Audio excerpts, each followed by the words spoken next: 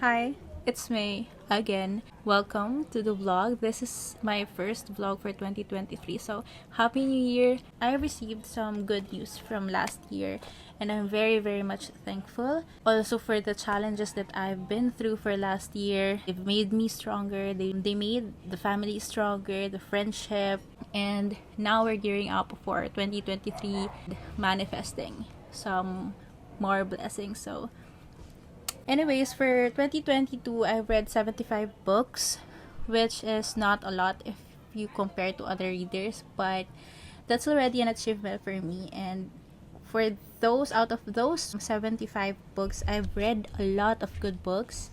I've encountered a lot of great characters, wonderful writing, some new authors as well, some familiar authors that I really loved and loved more after reading some more of their works. And of course, I will be looking forward to more good reads this year.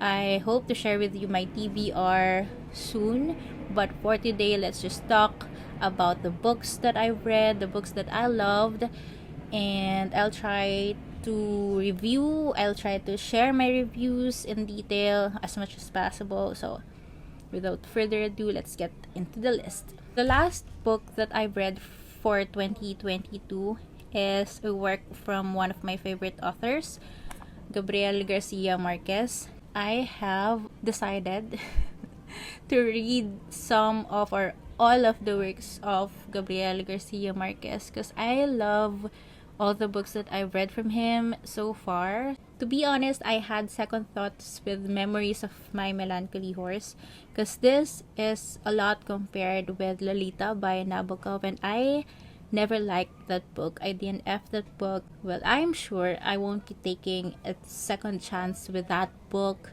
because I just can't.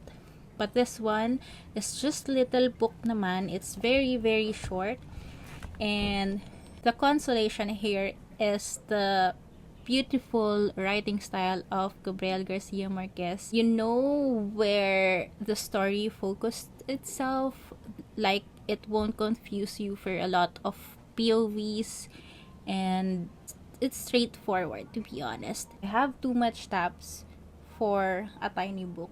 Although of course there are some points that are cringy, like I want to stop already, I want to skip some parts already, but still very good writing. You know, when you want to stop now, but you are like, there is some kind of magnet from this book and it's pulling you back and you want to pick it up again. This a tiny book took me more or less a week, I guess. I became another man. I tried to reread the classics that had guided me in adolescence, and I could not bear them. I buried myself in the romantic writings I had repudiated when my mother tried to impose them on me with a heavy hand, and in them I became aware that my invincible power that has moved the world is unrequited, not happy. Love. But the ending is maybe if you're not very interested in a long novel from Garcia Marquez, this could be an easier read for you if you are looking to explore Gabriel Garcia Marquez. Another emotional read, probably the most emotional book that I've read in 2022, is When Breath Becomes Air by Paul Kalanithi. This is a non-fiction book.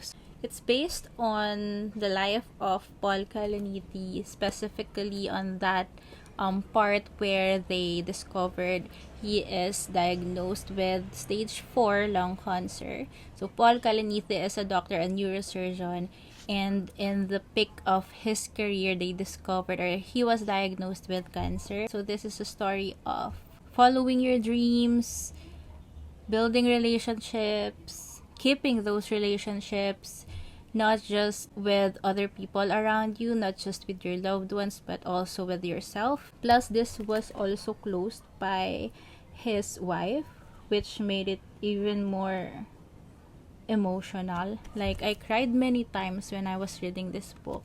Severe illness wasn't life-altering, it was life-shattering. It feels less like an epiphany, a piercing burst of light illuminating what really matters, and more like someone had just firebombed the path forward. Now I would have to work around it. It's life-changing. It's life-changing. It will change your perspective. It will teach you life lessons. It will make you realize what really matters most in life. Not just dreams, not just yourself, but also your family, your friends, the people around you. And those are equally important. When Breath Becomes Air is an unforgettable, life-affirming reflection on the challenge of facing death and on the relationship between doctor and patient from a brilliant writer who became both. Which is true. If you're not very much into nonfiction, you should really try, and I recommend this as your first book because, girl, the next book that I loved is Spy Family. Excuse me. I've read only the first volume pa lang, but I really loved it. I also watched the series on Netflix, and it's really, really nice. If you want like a light manga, light story, kind of funny as well, and also involves family relationships, this is a good read. I can't say anything more about it, but I love Anya. I love every character in the story. I'm not really into mangas, to be honest, but I really want to try more and read more mangas this year. Hopefully, if we have more time for reading, because I have a long list for classics. But yes, manga, horror manga to be those mangas that were adapted to animes, animated series, very, very interesting, and they're very, very good. If you have this favorite anime, and if they have the manga version, it's like I'm 99% sure it's better. Another book that I really loved is Into Thin Air by John Krakauer. This is also a non-fiction. I love this because I used to hike and climb mountains as well. Not Everest, not northern mountains, but tropical mountains here in the Philippines, and this brought a lot of memories from those experiences. Plus, there are also parts here that will definitely make you cry, make you cringe, to make you feel a lot more emotions than you expect. And this is such a good book. They have a movie adaptation of this book. I'm not sure if it's as detailed as this book, but I recommend just reading this, go into this. If you want to know more about how these hikers experience life during their expeditions, this is a good book. This will give you enough details to understand why they are climbing and what it is for them to be doing this, some kind of challenges that, you know, buwis buhay. Another emotional read. I just realized I have so many sad books that I've read last year, and this is one of them, The Kite Runner by Khaled Hosseini. If you've read this, I know we totally agree that this is one of the most sad, disturbing, frustrating books for all time. Look how much tab do I have here. This is an unforgettable, heartbreaking story of the unlikely friendship between a wealthy boy and the son of his father's servant. This is set during the Afghan-Russian War, and this follows the story of Amir and his friend. This has a lot of trigger warnings. There is sexual abuse, there are wars, there are death, of course. Those pinks are the sad parts that made me cry.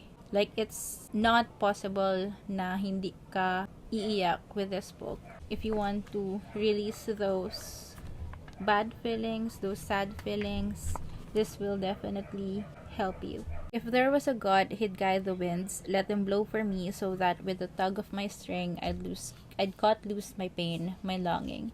I endured too much, come too far, and suddenly, just like that, hope become knowledge. I was going to win.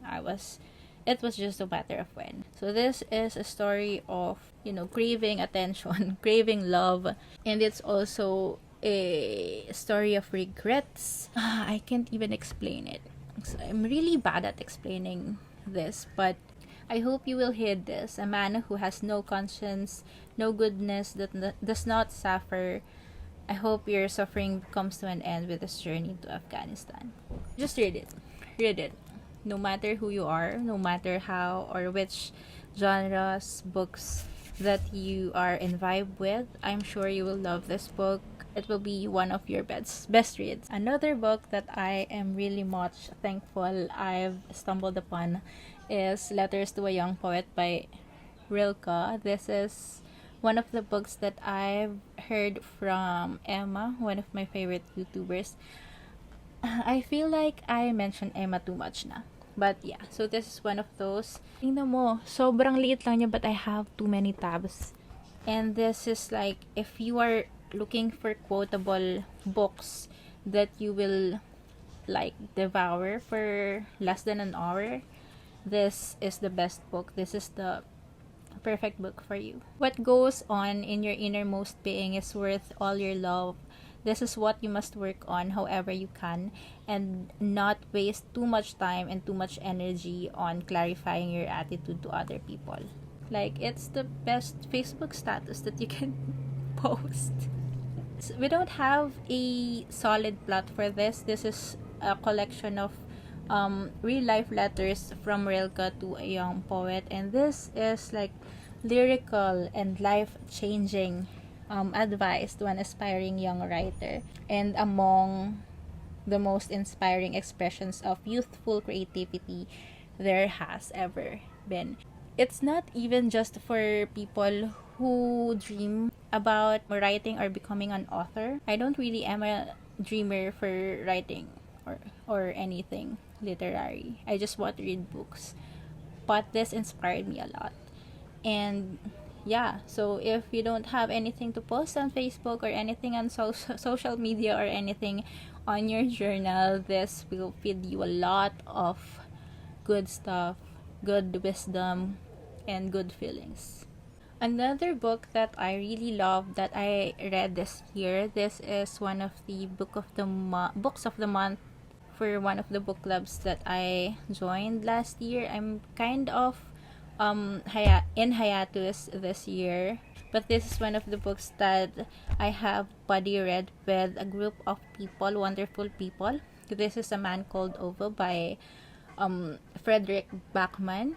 And what made this one of my best reads is it's also emotional. Like, I define the best reads for me as those that moved me, I related with, I related to, I connected with. This is one of those books that, again, made me cry. I had a good crying times last year. So, A Man Called Ove, if you're not yet familiar, follows the story of this old man. And he feels like he doesn't have any kwenta na in life. Like, all these people don't need him anymore. Even his job. His wife passed away like a year ago. I don't know kung gaano na siya katagal, but it still feels like, at least for him, it feels like very recent. Things changed when a small family moved in to the next door. He learned some lessons, these people learned some lessons, and I learned some lessons, and it's just very touching, especially at the end. All throughout the book, it's just like hugging you, or you want to hug someone, if that makes sense. Oh, another book that I've read that I really, really liked is After Dark by Haruki Murakami. This is, I think, the tiniest book from Murakami, if I'm not mistaken. I haven't read all of his works yet, but some of the books that I've read from Murakami last year made me want to, explore more of his books. Along with Gabriel Garcia or Marquez, I have decided that I like, or one of my favorite genres is magical realism because of these two authors. And girl, this is one of the best reads. After Dark is a gripping novel of late night encounters. And you know what? It's also kind of creepy because the point of view of the narrator is like someone watching these people. Imagine a pair of a stranger's eyes watching you in your sleep. So it's kind of creepy. It's like there's a man watching you, or there's a CCTV inside your room or something. That creeps me out. But generally, the story of this different people, the encounters of this different humans is such an amazing read. Medyo hindi pa ako marunong mag-tab ng maliliit na spaces here, kaya ang lalaki pa ng tales niya. But yeah, so obviously this is one of my favorite books. Some readers are kind of like intimidated with Haruki Murakami, but this is one of the easier read from one of his books, I guess. One book from Taylor Jenkins Reid is Malibu Rising. This one I love so much. Not in the level of this books, but I love Malibu Rising. I think this is the best book that I read from Jenkins Reid. The first book that was introduced to me was The Seven Husbands of Evelyn Hugo, which is good. They have some overlap with one character, I guess. One character lang ba? But yeah, so basically they exist in the same world. The last book that I would recommend, I really, really love this book. I cannot say enough wonderful words with this book, or for this book. It's The Wish by Nicholas Sparks. I'm not really a fan of Nicholas Sparks, and I'm not a very big fan of romance, but The Wish is a love story as well, but with mother and child relationship. Okay, I'm gonna stop myself at this point because I am about to spoil this one. If you want some motherhood story, some mother-kid or mother-child story about family, about love, about dreams, about life challenges, pick up this book, The Wish by Nicholas Sparks. So those are the books that I really loved for 2022, and I am looking forward to more books, more good reads, more great reads for this year. Thank you so much for being here. Thank you for viewing this. If you're not yet subscribed, that's fine. Thank you still for giving me your time, and I hope you enjoyed this video. Or if you did not, I hope you at least picked up some interesting titles from this list, and I'll see you whenever.